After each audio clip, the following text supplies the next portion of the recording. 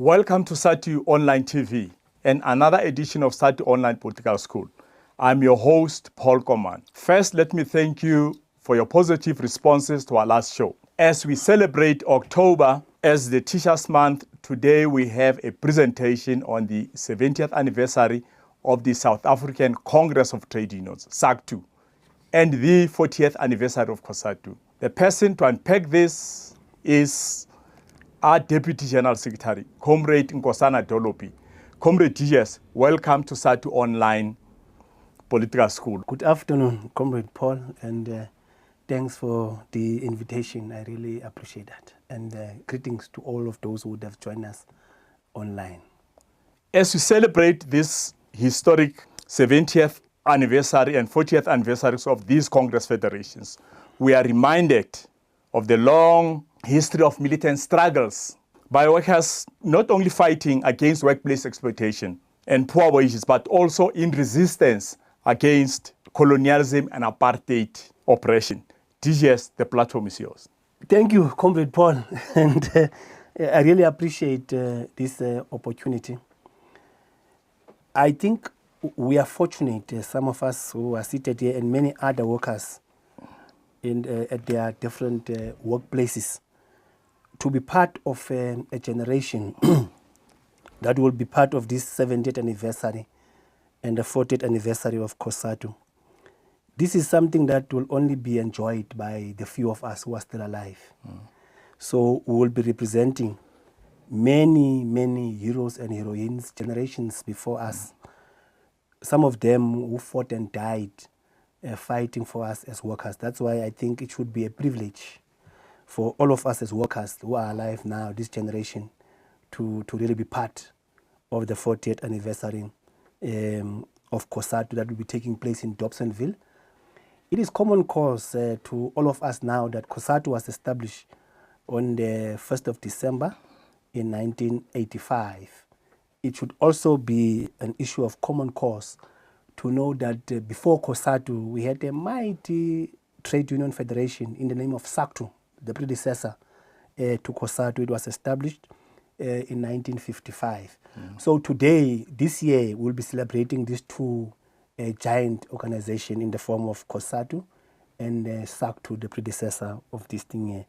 It was very interesting, Comrade Paul, as you invited me, as I was coming to the studio. I spent some time looking at the logo of COSATU, and I think as part of how we start this engagement, I would want to just spend some time to unpack the logo so that workers understand what it really represents.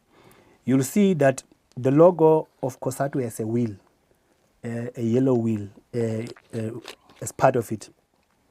So those who drew this logo then and was adopted at the first launching Congress of COSATU agreed that the wheel represent the economy of our country. So workers must know that each time we are going to work, we are driving that wheel, which is representing the economy of the country. Whether you go to school, whether you go to a retail center, any sector that you're going to, you must know that you are driving that wheel that you are seeing in the logo of COSATU. So you'll also see that there are two men in that logo of COSATU that are in fact pushing in fact that wheel. So it shows that we, the workers, are the drivers. We are moving the economy of the country.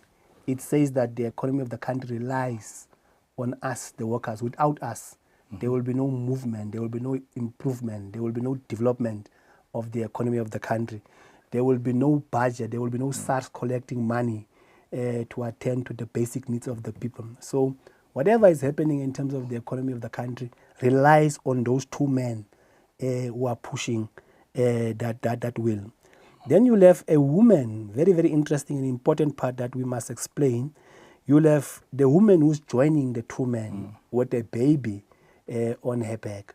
Now, you see, unlike the two men, she has an additional task or burden on top of her. Remember, the child should be representing a burden on top of her. That baby on her back represents the triple exploitation and oppression of women.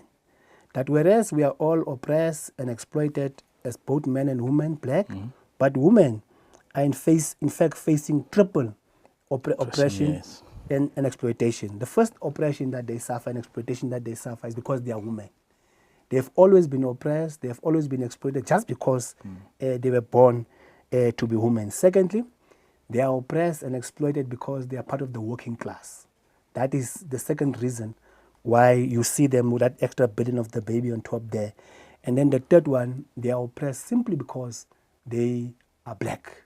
So that is what you see in terms of what the woman in there represent. Then you'll see the color of the wheel, Comrade Paul. I'm just unpacking the logo before we get to the issues. It's important, yes. If you see the color of the logo is gold, and that gold represents the wealth of the country. The logo is very important because it really symbolizes what workers are, what we really do for any country in the world. So for you to generate wealth, for us to get things happening in the country, you rely on the workers. Then, of course, you'll see that there is a flag that is carried there by the woman. In fact, there it's red. That represents the blood shed by many generations before us. Some of them lost their limbs getting into the belly of the earth in the National Union of Mine Workers and so on and so forth. Many workers lost their lives in the fight to improve the wages and conditions of workers of this thing. So that red flag symbolizes that. It represents that. That's why when we go for celebrations on the 6th of December, we will be remembering that blood, that we, the current generations, we are working on the good work that those generations would have done. So you see again, the three people there are black, right? The three of them are black. You see the two men in terms of the drawing there, and the two men and the woman are black. So that represents the motive force to say, what are we struggling for? Who are the primary, who ought to be the primary beneficiaries of the struggle that we are persecuting? As we are fighting it every day, who are the primary people who stand to benefit from this struggle? That's why you see all of them being black people. I just thought, Comrade Paul, I must start there to unpack the logo of the Federation. Just want to check. Their struggle, was it only with regards to the conditions at workplace? Or were they also extending to the issues in communities and so on? No, they had a very high level of consciousness. Okay. Because they could not disconnect them from struggles in the communities. Like, teachers knew that life does not end at the school. Okay. So when they got out of the yard of the school, they knew that there are new challenges that they are facing. They knew whatever they fight for at collective bargaining can always be eroded by what is happening in the community. That's why there was always that dialectical relationship between what is happening, their struggles at the workplace, had a direct link with what is happening in society. Like, for instance, you can get an increment of 10%. Then we have electricity being hiked outside. It does influence what we fought for. Petrol price, for instance, you can get an increase of 15% at the workplace. But when you get out with your car, the petrol price hike, price of food gets up, school fees get up, and all those kind of things there. So that's you can't be ring-fenced to what is happening at the workplace, as if there are no other factors that influence whatever you are doing in there. So these guys understood that you are not a complete human being if you only confine yourself to struggles at the workplace. You had to get some link with what we are fighting for at the workplace and what we are experiencing out of the workplace. No, that's clear. That's clear, teachers. So before I go forward, I think you just allow me 2 minutes again, because I wanted us to dedicate this presentation to a few of our heroes. There are many of them. There are thousands and thousands of them who are now in their graves. I think our generation should pay our respect to them. We should thank them continuously for what they have done for us. They are our pathfinders. If they would not have laid this foundation, I doubt you and I would have been in this studio today.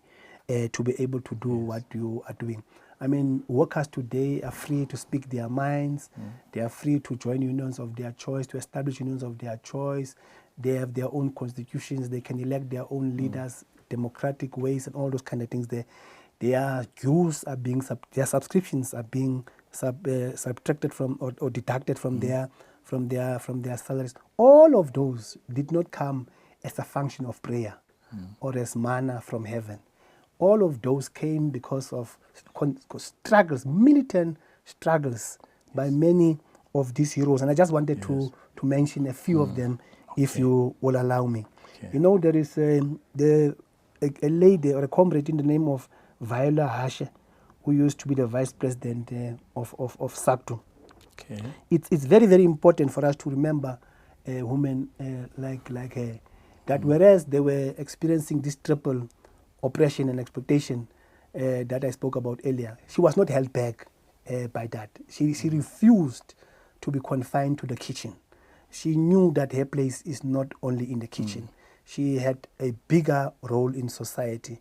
That's why she just defied the rules the rules that were created by the system that confined her to the kitchen. Hence, she was part of this militant federation in the name of SACTU. Because she was fighting against this triple exploitation, she ended up suffering the worst forms of discrimination, oppression, being jailed, all the wrong things happened to her, this woman, just because she was raising. Her only sin, why she was banned, why she was jailed, why she was victimized, why she was harassed. The only sin, according to those who did all of those things, was because she believed that women should be free in terms of them being women. Women should be allowed to express themselves. Women should be allowed to participate in any structure in our society. Women should be paid well. They should be respected. Their conditions of service should be respected. They should be entitled to benefits at the workplace. They should not be discriminated against. For all of those good things that she said, those were sins to the apartheid government. Hence, she was banned at some stage. The second group of people that I want to dedicate this presentation to, Comrade Paul, are three leaders from Port Elizabeth in the Eastern Cape now, in the name of Wilson Kainga and Zinaki Lemkal, and the famous Vuisile Mini. So these were great organizers of the trade union movement in the Eastern Cape. Vuisile Mini, on him going to be executed, was the General Secretary of the Metal Workers. These three were executed in 1964, Comrade Paul. Painful. They were executed. And again, why were they executed? Simply because they felt like the salaries of the workers were low, the conditions of service of the workers were deplorable. Women have to be paid the same salary with men if they were doing the same job. I mean, just for that, they were hanged in 1964. Caleb Mayekiso, who went to jail also because he was fighting for the rights of workers. He was healthy when he got into jail, but died a few days thereafter. Mary Moodley, also a trade union leader. I want to recognize her, a very strong woman. Just because she was a trade unionist fighting for the rights of workers, she was banned by the then government to only stay in the vicinity of Benoni and not move out of Benoni. She could not bury her relatives and friends out of Benoni. For almost 13 years, she stayed in Benoni, could not come to Kempton Park, could not go to any big shop and do business. You had Joe Murolong as well. We want to recognize him as a great organizer. He spent, I'm told, half his years in jail. Half his years of being alive, he spent them in jail. And why? What for? Not because he wanted to or he was a criminal. He stayed in jail just because he was fighting for the rights of the workers. The last two are very painful, Comrade Paul, for me, at least. It's Lawrence Nzanga and Rita Nzanga. These were husband and wife. At some stage, both of them were arrested in 1976. So while in prison, both of them, they left their children at home and they were arrested because of their activities in the trade union movement. So, like I'm saying, while they were in jail, Lawrence, the husband, passed away. and then Rita was still in jail. So the sad part about it is that when he was laid to rest, Lawrence, the husband to Rita, who was not in jail, the authorities then refused her to come out to pay last respect to her husband. That's how brutal and vindictive the system was at that time. But the sad part about it again is that when she went to court, she was found not to have committed any crime. She was acquitted in court, whereas she was denied her right as a wife to pay respect, her last respect to her husband. And then the last person I want to dedicate this presentation to, Comrade Paul, it's a guy in the name of Locksmith Ngudla. Locksmith Ngudla was also a very militant trade unionist. The reason why I cite him is that he got banned after he was in his grave while he was dead. Okay. He was not banned before he died. He was alive, he was still an active trade unionist. So he died, he was buried. When they put his grave, his corpse, whatever, is in the grave, it was only then that the apartheid government banned him, which means that you could not cite him in anything and so on and so forth. So I thought, as we are preparing ourselves for the 40th anniversary of COSATU, and as we are part of the 70th anniversary of SACTU, we must remember these guys. These are fountains. These are people who gave everything for the cause of the workers. We should never, ever forget them, Comrade Paul. They suffered.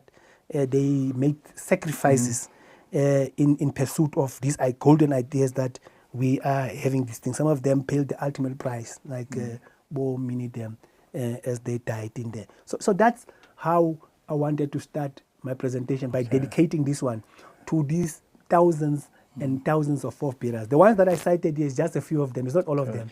There are many, many of them, but I could spend a whole year speaking about Elijah Bahaye, Komomo, and many, many others. Membatis and Rajane.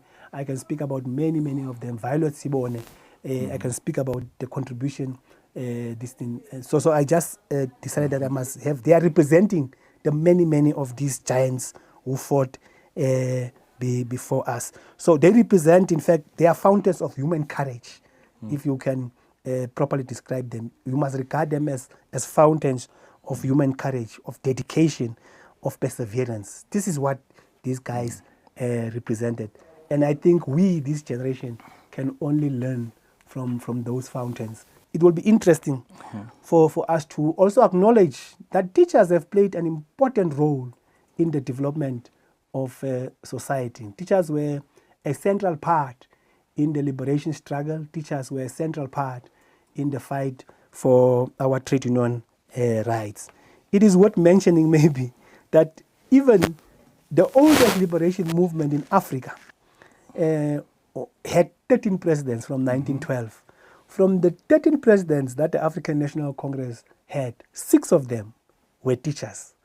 So I think I just thought that I must raise this, especially for those who are following us online, to know that they are not ordinary human beings as teachers. They are a special breed of human beings. They have always been called to task. They have always been assigned important tasks. Each time we found ourselves at crossroads. I mean, when the ANC was established in 1912, there were long discussions about who could become president of the ANC. But it ended up to say that we must choose a teacher to become a teacher, the president of the ANC. Well, Khubusana also was a teacher, but they chose Udube, who was a teacher. What is there, teachers? There's this phrase that teachers are the leading detachment. Yes. And it's important that they, just on what we're saying, that they take the baton and that they lead society through the progressive organizations that you've mentioned earlier and their own union as SADTU. Thanks. I agree. I agree. Like I mean, you cite Dube, the first president, was a teacher.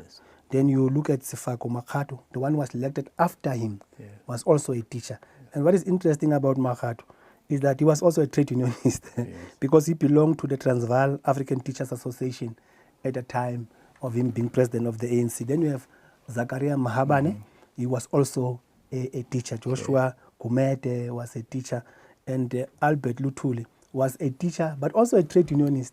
He belonged to the Natal Native Teachers Association. I must just pause here on Luthuli that also today is very significant for Albert Luthuli, a teacher, president of the ANC, because I mean the inquiry that was conducted about this death, today we got the results that unlike the lies that were peddled for many years, we now know from today that he was killed, he was murdered by the apartheid government, and not the lie that was peddled that he was like the train ran over him and so on and so forth. And then the last teacher who led the African National Congress was Oliver Tambo himself. In fact, I was so detailed around this one, Paula. I even looked at how old the ANC is. Okay. The ANC is this year 113 years old. But teachers led the African National Congress for almost 54 years. So that shows, like the point you made, the central role that teachers always played in society. I mean, you can go deep, even during medieval times. You'll identify the important role that teachers may have. So it's a call to us as teachers to not to get out of the center and to follow on the good example of the teachers I cited now and make sure that we lead society. We lead these institutions. I mean, you have today ad hoc committees of parliament sitting. You have Mazanga commission sitting, Zondo. We have so many problems in the country. I think the invitation now is that teachers, just like Dube, just like Safar Makhato, Zakaria Mahaba and Joshua Mutube, must come to the center and attend to the challenges that you are having. It's just that you are not able to sing, Paula. Otherwise, I would have sang a song. I'm told SADTU leaders in 1990 used to sing the song that SADTU member uhlelele ntoni izinto zisonakala. I mean, SADTU member uhlelele into sonakala. Now the disadvantage that you are not one of our best in terms of that. But the call is that why are SADTU members sitting back while we have this many challenges? Why are we not emulating our other teachers like the ones I cited there? I mean, J.B. Marx as well as a teacher, but led the struggles of the mine workers in the 1940. You remember the famous 1946 strike in the mines? So it was led by a teacher. The Craddock Four, I mean, very interesting. Metu Konwe. Remember our office, the head office here that we are having this discussion from, was named after Metu Konwe. Also a teacher who was also an activist in society. So you can count many of them, Paula, and that's what we have in terms of my introductory remarks. Okay. On it's a mouthful, teachers, in terms of how many of teachers, and teaching is said to be a noble profession. I think if we bring that nobility in the middle of our society, we could be able to address some of the ills that are currently afflicting our communities and our locations. So teachers need to rise to the occasion. Yes, that's what we're saying.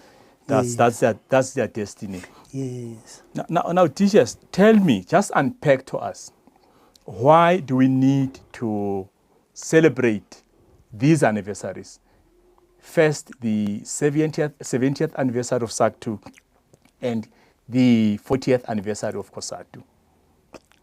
Yes, but just a point I thought I will also make earlier when I spoke about teachers is also to say that whereas I'm making a presentation about SADTU, COSATU and SACTU, but I felt like because my union is a teachers union, I must find some way of calling on my members, mobilizing them to come to the center and play that important role. Even in COSATU, the invitation is that with maybe how unions are challenged and so on and so forth, we must emulate J.B. Marx, who was a teacher but went to assist the mine workers and so on and so forth. So there's just one historical fact, Paul, I wanted to share. It's the importance of education during the liberation struggle. Education has always been a center on which the liberation struggle was prosecuted on. I mean, if you look at the defiance campaign of the ANC, 1952, 1953, you have the Bantu Education Act that was introduced. So it was the defiance campaign was then launched on education as a sector in the 1950s. In the 1960s, again, education became that key center when organizations were banned, when leaders were in exile, when they were arrested, there was a lull in terms of the liberation movement. Okay. Again, SASO, NUSAS, in education at higher institutions, then rekindled the old struggle for liberation. Okay. Again, in the 1970s, the famous 1976 uprisings of students, again it's in the schools. So I'm saying teachers must appreciate, schools must be appreciated as sites of struggle. They have always been sites of struggle. They have been a site of struggle in the 1950s. They have been sites of struggle when there was a lull, organizations were banned, leaders were in prison, they were in exile. And in 1976 again, when there was a lull, quietness for some time. After the 1973 strike, Durban strikes, there's quietness. Again, it was the students and the teachers who gave life to this thing. Towards the establishment of COSATU in 1979, Young Lions Must Roar call by President Tambo. It was Young Lions in the main were at schools, and then making South Africa ungovernable, both COSATU now and the student movement in education and teachers from 1985 made South Africa ungovernable. So even now, comrades, I'm calling on teachers to appreciate that important role that they should be playing. Let me get to your question, Paul, before you decide to chase me away from this thing here. The reason, comrades, why we are celebrating the 70th anniversary of SACTU and the 40th anniversary of COSATU. The first one is that we want to take lessons from them, Paul. We want to learn from them. We want to sit and pause just for one moment and take lessons while we are preparing ourselves for the future. That's why we are celebrating. So when we arrive on the 6th, we want to pause just for a moment, like reflect on where we are coming from, such that we get our compass for the future. And then the second reason why we are celebrating is, like I did before, is to honor our heroes and heroines, our forebears, our pathfinders. We want to distinguish. And then the third point, I want to paraphrase, I want to borrow it from a title of a book from two guys who wrote about Palestine. The topic of the book is yesterday. Tomorrow is yesterday. So as we are going to the 6th anniversary, we don't want our tomorrow to be yesterday. We don't want regression like what is happening in Palestine. There must be forward movement. So we will not say tomorrow is yesterday. We must say tomorrow must be tomorrow. So that's why when we get to the anniversary, we want to remind ourselves not to regress, not to go forward. We want to thank our forebears for making sure that they achieve non-racial trade unionism, and we also want to inspect our performance. When we arrive there, we want to inspect our performance to say that in these 70 years, in these 40 years, because what you must also not do, don't read them as separate. When I talk about 70 years and 40 years, it's almost the same thing that I'm talking about. So we want to inspect that, and that's why I'm saying, that's why we're saying we, as the current generation from the 6th of December, will have to make sure how do we move this locomotive, this giant federation of Aleja Bahai, of Gomomo, and many others forward. That's why in the main, Paula, we are celebrating on this thing here. And in fact, my union, our union, should really have more reasons to celebrate COSATU 40th anniversary. The reason I'm saying that is that, in fact, COSATU could or should be seen as a midwife of SADTU, Comrade Paul. Midwife, in fact, in this way, that when we were born on the 6th of October, COSATU was there. The conference, the launching conference of SADTU was chaired by COSATU. It was chaired by Cde Dolopi, who was the General Secretary of COSATU at that time. But it was not for the first time that they would have played a role towards the establishment of SADTU. If you just take 2 steps back, Paula, from the first unity talks that took place in Harare, from the 4th to the 8th of April 1988, that led to the Harare Declaration. COSATU was assigned through the Harare Declaration to facilitate and coordinate all unity talks that ultimately led to the formation of SADTU in 1990. So each and every step of the way towards the establishment of SADTU, COSATU was there. So you'll get the footprints of COSATU from the 4th to the 8th of April in 1988 in Harare, when ZIMTA, the Union of Zimbabwe, hosted us, paid for our hotel, paid for our food and all those things as part of international solidarity. COSATU was there throughout. That's why I think when we go there, teachers, members of SADTU, should say we are going there to say thank you to our midwife, to say we are today the giant union of teachers in the country. I mean, we're now standing at 283,000 teachers, or members rather, both teachers and education workers. We are now standing, the last time I checked, last month, we were standing at 283,000 members. So we are the largest union in South Africa, thanks to COSATU and the role that they played because of whatever they did. We are the largest union in SADC. All the countries in SADC. SADTU, the organization established by COSATU, through the contribution of COSATU, is the largest union of teachers in SADC. And we must thank COSATU for the role that they have played. In Africa, the whole continent of Africa, except for the union in Nigeria, because of the laws that they have there. Remember, the law in Nigeria only allows for one union.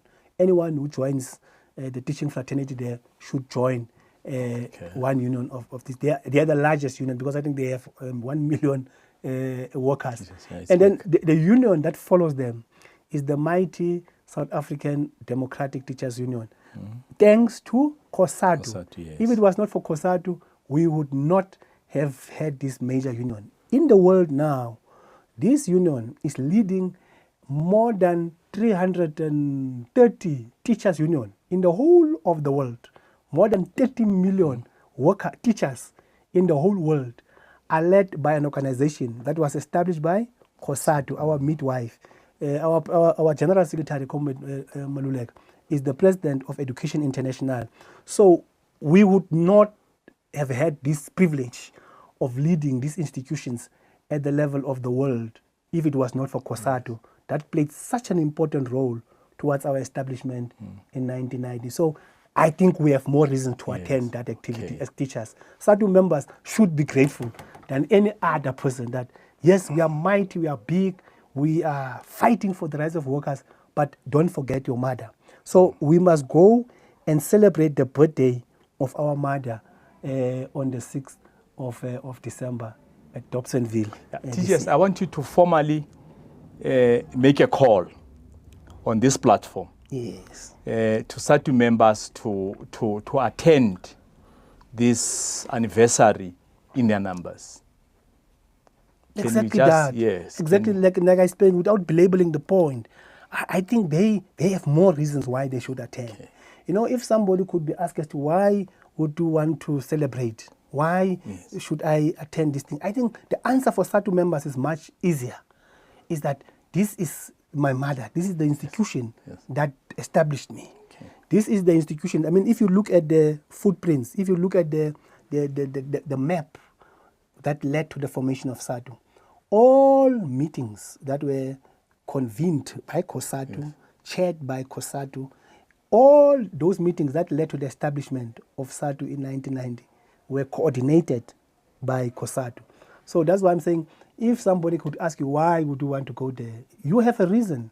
I mean, a clear, conscious, grateful teacher, member of SADTU should be able to say that I really want to be part of this celebration because I'm who I am, we are what we are today because this federation of Elijah Bahaye contributed immensely, played a pivotal role, central role towards this thing here. So we are calling on all teachers, our comrades in Central, here in Gauteng, must fill the stadium. I'm told the capacity of the stadium is 25,000. Okay.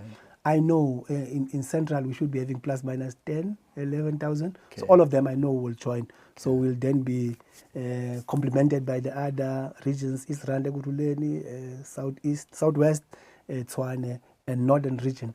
Just in Gauteng, I think the last time I checked, SADTU has 50,000 members in Gauteng alone. So it's possible if we work hard, led by comrade cities, we should be able to fill that stadium. Just SADTU members alone. From the 50,000 members that we have, we should be able to fill the stadium. The good thing about Gauteng is that in terms of proximity, they can just walk in. You don't even need a bus for them to get in there. Just in central alone, we can get a substantial number of people. That's why the chairperson, Kombe Tulani, and the regional secretary, I know, are going to assist us big time to make sure that we get teachers into Dobsonville on the 6th of Those who December. do not know your demarcation, by central you're referring to Soweto. as a whole. Soweto, yeah, Okay. Soweto, Johannesburg, and so on. Yeah, that's right. But I'm not excluding other regions in Gauteng, Yes. and also the neighboring provinces like Mpumalanga will give us some, Limpopo will give us some, Free State must give us some, the close-by regions in Northwest, and so on and so forth. Whereas we don't close others out, but I'm saying the focus as the directive from the Federation was to maximize those, make sure that we attract as many as possible from those who are in close proximity to Dobsonville. There won't be a crisis of space. I think there's an area that they've identified for overflow in case we attract more than 25,000 workers. There's an overflow there, but it will be a great activity. There will be artists that will be there. They will be announced soon, but it's not about artists, but it's about coming to be part of a great celebration. No other generation will have this fortune. No one will again have a 40th. It's only us who are alive now. It's only us who are leaders and members today who will be able to be part of the 40th anniversary. No other generation. So we are the luckiest of generations. Let's go there and be part of history, such that like we cited Vusilemini, we cited Locksmith, we cited Rita Nzanga, Lawrence Nzanga. You must also be cited as Paul, as Nkosana Dolopi, who contributed during the anniversary of COSATU. So each one will be going there, will be writing in a page in the book, in his history, that I was part of an anniversary of COSATU on the 6th of December in Dobson. It's big, it's major. And I want to be there because I want to contribute to history. What lessons can we learn from these giants? Because these are giants, if you look at the circumstances within which they had to operate. Well, what lessons can we take from them? The current leadership, the current members, because this sacrifice was not only at the level of the leaders, also members at different levels of the institutions, the organizations that were prosecuting the struggle at that particular time. What lessons do we take from these giants? You know, the greatest lesson we can take from these giants, it's when you put it this way, Paul, is that these giants used to say, workers, your wages are too little. That's what they used to say. They say your children are hungry, the prices of food are high, you have no money for food, for rent, for transport. Workers, only unity, that's important, Paula. Only unity can help us. This is what we must learn from the boycott. When we stand together, we can make our voices heard. That is the key message that we learn from these heroes, is that when we are united, our voices will be stronger, our voices will be heard. So if we want more, if we want to improve our salaries, if we want to improve our conditions of service, if we want to take care of the basic variables, housing, medical aid, education, and food for our children. If you want to achieve all those variables, if you want to afford all those variables, you need to unite as workers. The law did not allow for black people or did not recognize black unions, right? So you'll have recognized unions, which was unions of the white people, and then you'll have unions for blacks. They were not recognized. To an extent that black workers were not regarded as employees. In fact, they were regarded as uncivilized laborers. So, in fact, some would have even said that they are so immature, they are childish to an extent that they don't qualify to be called employees. They don't qualify to be regarded as laborers. They don't qualify to be trade unionists. Those are the conditions that these guys were prosecuting their revolution under. You can cite many, many laws. From 1924, the Industrial Conciliation Act already discriminated against them. in terms of not recognizing their unions, not allowing them to form unions, not allowing them to get their subscriptions being deducted to payroll, and all those kind of things there. From 1924, the Industrial Conciliation Act discriminated against workers. It was amended in 1936, amended again, strengthened again in 1956. All those laws did not allow for black unions, blacks, to, their unions were not recognized there. So you only had whites who were recognized. So it was through the struggles of these heroes that today we, in fact, coming from the Vienna Commission outcomes in 1979, at least from there you had unions being recognized. But then post 1994, through the intervention of COSATU, now you have a Labor Relations Act that recognizes unions, recognize them to elect their leaders, their dues to be deducted. Thanks to these leaders because of that, Paula. So yeah, that's the first lesson that I think I can cite. Okay. I can continue. They taught us how to recruit as well. They taught us how to recruit. I mean, this issue of putting up targets, we got it from them. They knew how to recruit. They would even create some zones in terms of how they will penetrate the different sectors of the economy. So what we employ now is strategies or tactics in terms of recruitment. We got them from them. But also they knew that recruitment could be through a conventional way, where you have it in a very maybe religious kind of way, take a form to people in the workplace. But they say you can also have a softer way of recruiting as well, where you win more, you get more achievements through collective bargaining. That can also serve as a way of recruiting workers. So I said, firstly, they taught us the importance of a union. Secondly, they taught us how to recruit and how to retain members. The first one is to get forms. And then the second one was about winning more. The more people get increases, the more your union will have traction. But just on it, before I move forward to it, Paula, is that on this issue of recruitment and the dues, remember, these guys were not, they could not get the subscriptions deducted through the payroll. They used to go to the workplaces on Fridays when the workers get their salaries. Then they will wait at the gate and collect the subscriptions from there. And in some instances, to show their commitment, they would go to the houses of the workers to go and deduct, to go and collect the subscriptions from the workers, and then take the money to the this thing. So that's what that's what we learn, the commitment to recruit and service members at that time. Unlike now, at least we have achieved the stop order facility. I don't have to go to the gate to collect the money of the 283,000 people. It is coming through a stop order. Thanks to these leaders. It did not just happen. It is because of their struggles that today we have stop order facilities and we can access our money. Now SADTU has a studio that we are talking from. We have maybe a reasonable amount of money that we can get. We are able to do this. Our forebears did not have this, but they fought.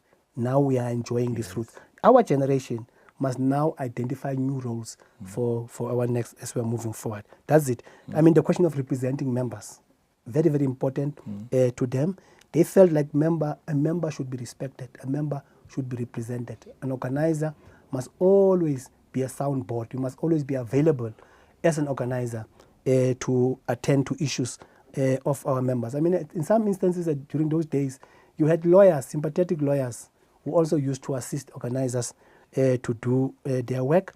We also learned the importance of raising the issue around equal work for equal pay, which is a very, very important campaign of our forebears. In terms of the law today, the law says for equal work, you must get the same salary. It was not the case before 1994, maybe before 1979. Whites used to get better jobs. It was about job reservation. Whites used to get better jobs and better salaries. Blacks were only doing the normal, ordinary, unskilled jobs. Even in terms of training, blacks were not allowed to go for this apprenticeship and whatever, certain skills. Those were reserved only for certain people here. Today, in the current regime, labor regime that we have, all of those things have changed, thanks to these forebears. That's why when I go to Dobsonville, in my mind, I'm saying that we are better off. We are not there, not yet Ethiopia. We have not arrived. We are not yet Uhuru. But we are saying at least there is equal pay for equal salary for our workers. I mean, we even have a national minimum wage now, something that they did not have for many years. I mean, blacks did not get leaves, they did not get bonuses and all of those things there. But today, they are able to access those things there. I mean, women in particular, at that time, maternity leave means termination of service.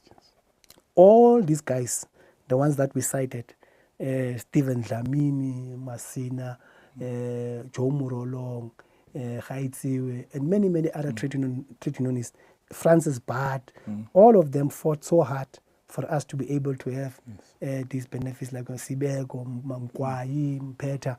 You can cite them, all of them. They played Naika. They played an important role for us to have this kind of dispensation that we have here today, Paula. So we must thank them. Hence, I want to go to Durban. I go to Durban just to go and say thank you to our 4PS for the great things that they have done for us. Okay. Another lesson that we learned was the importance of training that I picked up when you follow the history of these guys. They valued trade union education because they always thought that a trade unionist must be informed. A sub-steward must be informed. When you are a leader, you should not lead through common sense. You should be scientific. You must research. You must read. You must laugh to inquire. You must engage. Hence, they felt like trade unions must prioritize education all the times. The trade union movement in COSATU, we need to post this celebration. Look at how we foreground the importance of training of our members, training of our sub-stewards, and training of our leaders. It's something that we have neglected, I must be honest. It's something that we have neglected in terms of consciousness.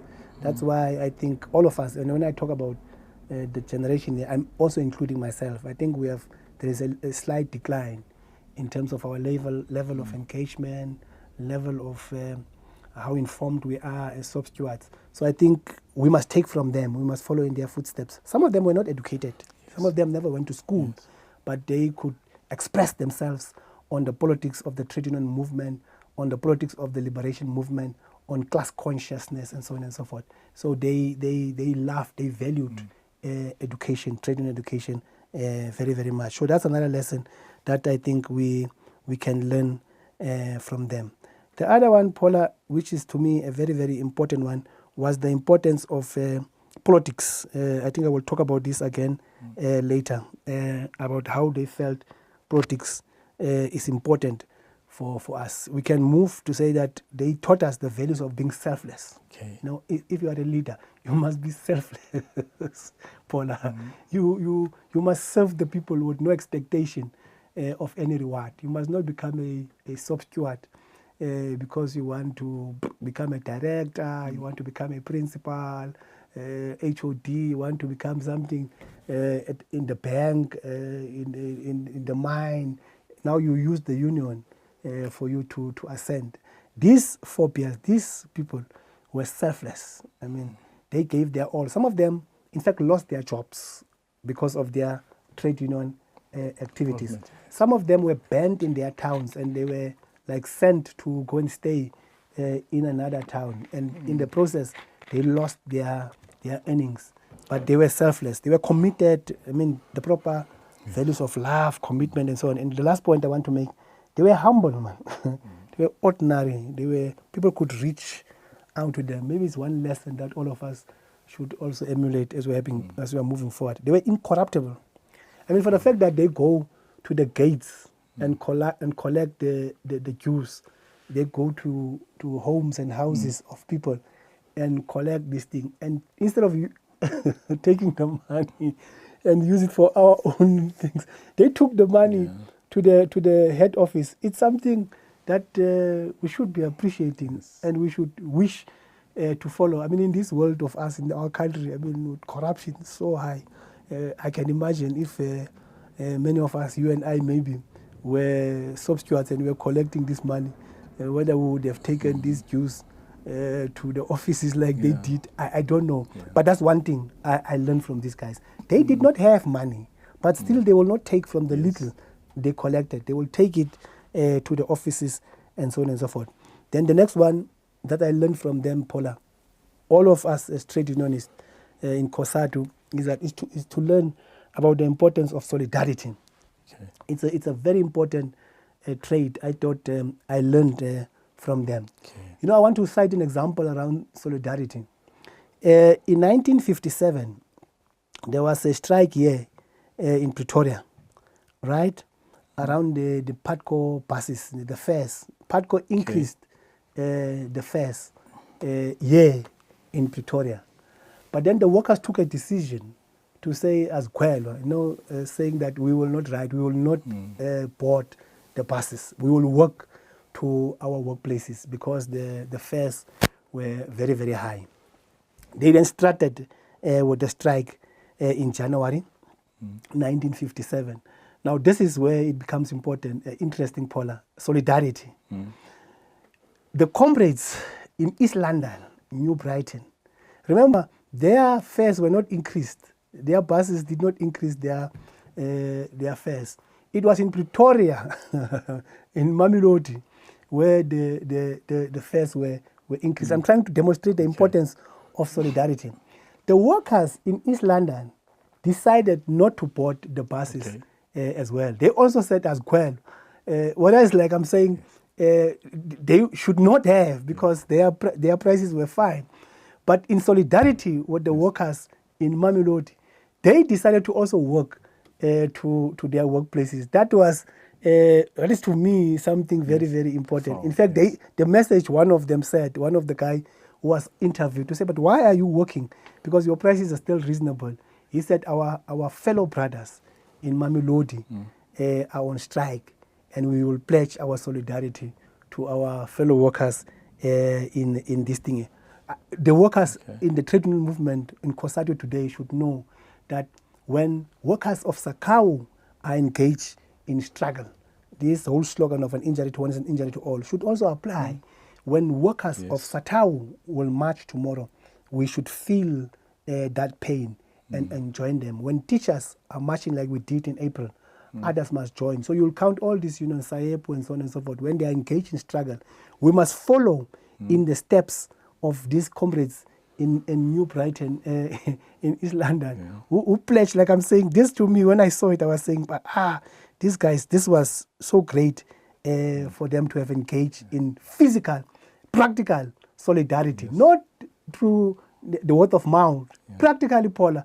I mean, this guy was supposed to just board the bus, but he said, no, I won't, because our fellow comrades in Pretoria are engaged in struggle. The last example I want to cite about solidarity, maybe, Paula, it's around what happened.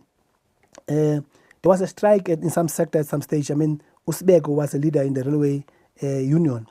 Was arrested. Usbeko at some stage was arrested. You know, to show that even the prisoners, when he was arrested, he was taken to jail. He met other prisoners in the cell that they put him in there. So when he got in there, it's like it's a ritual in jail that you'll have to tell them why you got arrested. So he was arrested, and he told them that I was arrested because of my activities, my activism in the trade union movement. Immediately, the attitude of those people, those prisoners, changed in that thing there. They started to give him more food, to pledge more solidarity to him. Remember, all of them are in jail, but they then said, all of them, this is a trade union leader. We are here maybe because of the crimes that we committed, but this one does not deserve to be here.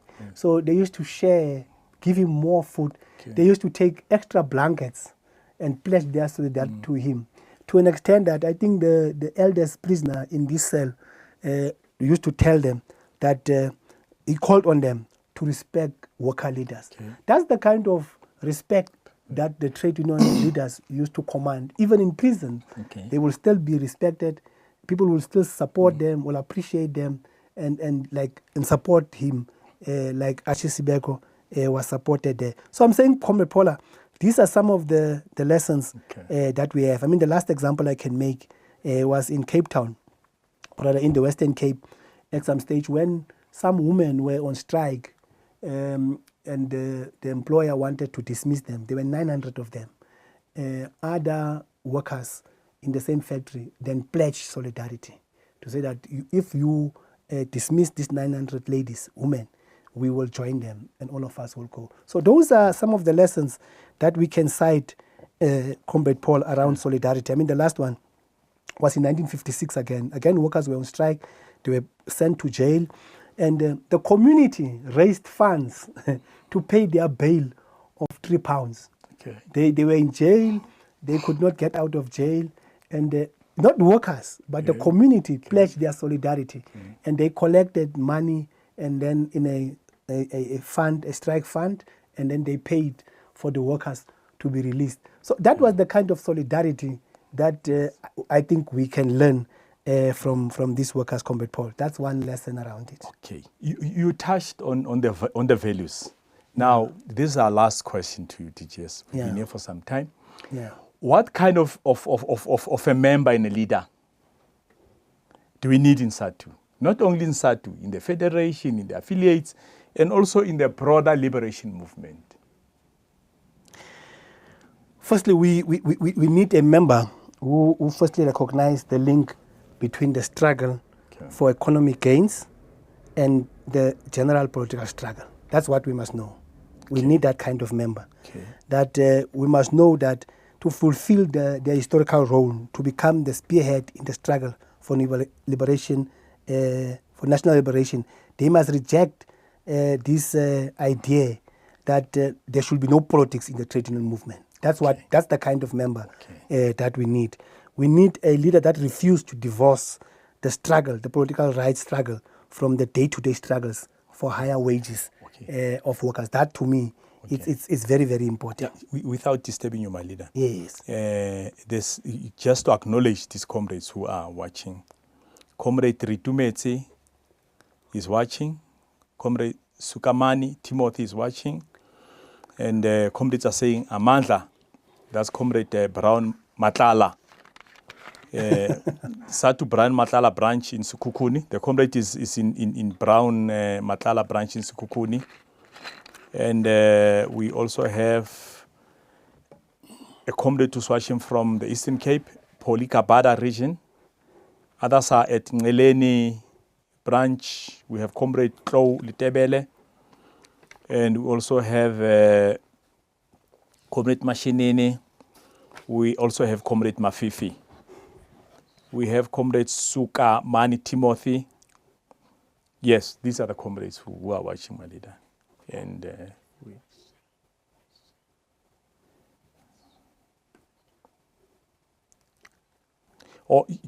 just a question. This question is from Comrade Sichiho. The comrade is based in Botswana. He's one of from our sister unions, BTU.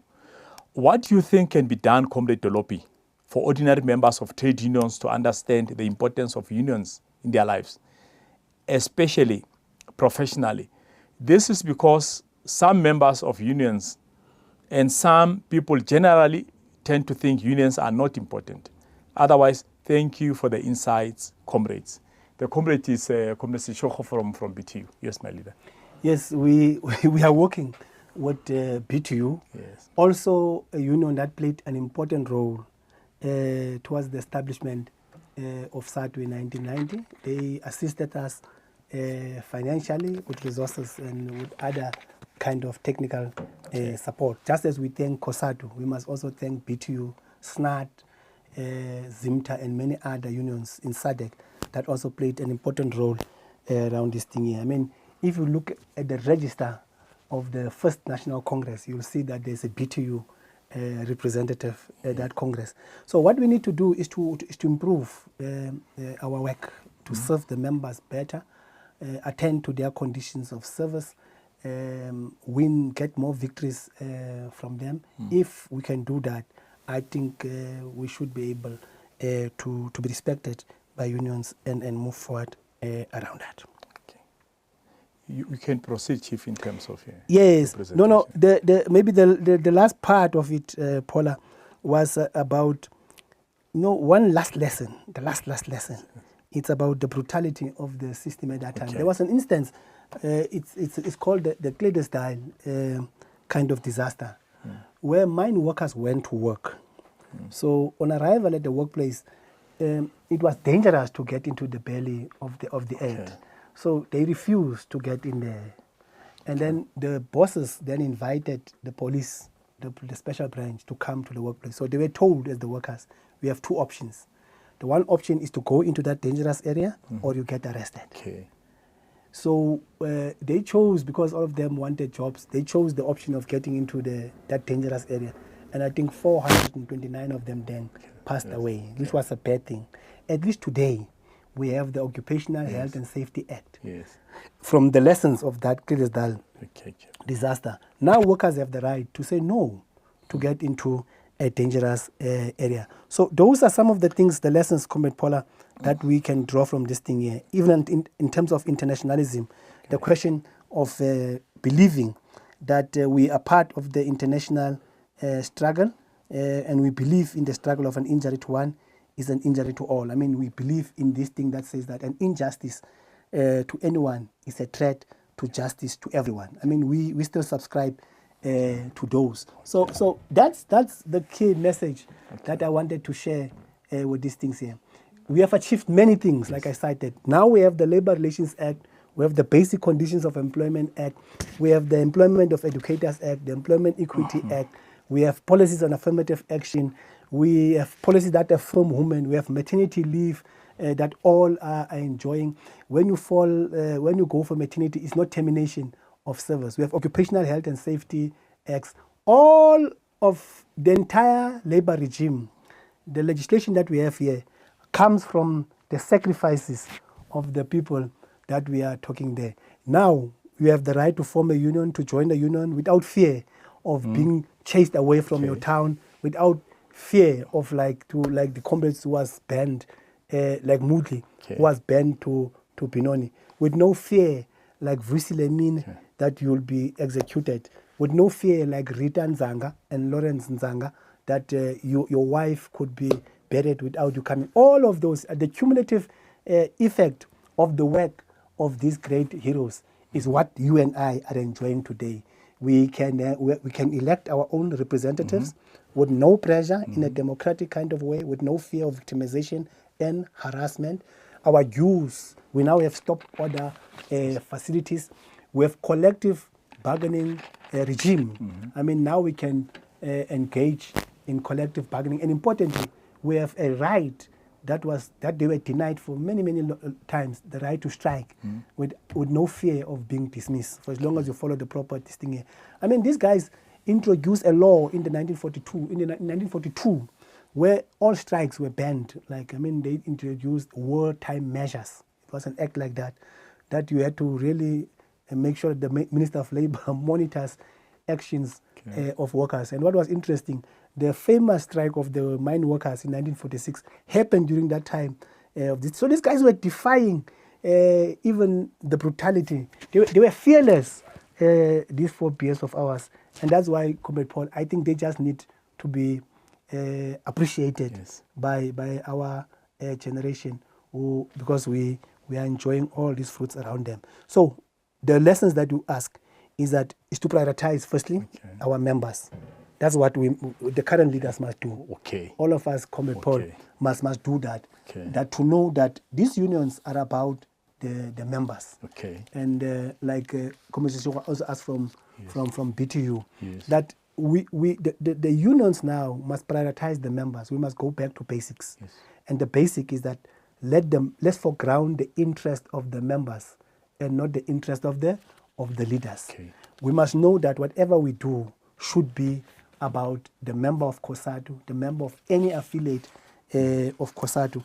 There's a quote that I like from this thing here, from China, from the Communist Party of China, that I think I should share with our comrades. The quote is that the people's wish, that's what the Chinese Communist Party is saying, that the people's wish for a good life is our goal, close quote. So we in the trade union movement in South Africa, in SADC, in Africa, we should paraphrase what the Chinese Communist Party is saying, to say the members' wish for a good life is our goal. It must not be the leaders' wish for a good life is our goal. And that's what we must do as we are moving forward. If we prioritize our members, we respect them, we serve them, we represent them, I think we will be able to build strong affiliates of COSATU, and we'll also be strengthening the federation itself, and as a locomotive, it will then be able to move forward to advance our cause about our immediate interest at the workplace, but broadly so, against oppression and exploitation of the capitalist class that relies only on profits. They're trying to get the best out of us, and they will not appreciate us, not even on one day. I mean, you'll stop having Alexander, workers waking up in the morning and going to build something and then come back to the dust streets of Alexander. If we remain united and we face these bosses and we defeat them in taking forward the struggles of our forebears. That's the long and short of it, Comrade Paul. Yes, thank you very much. We end our show on that positive note. Until our next show, Amandla.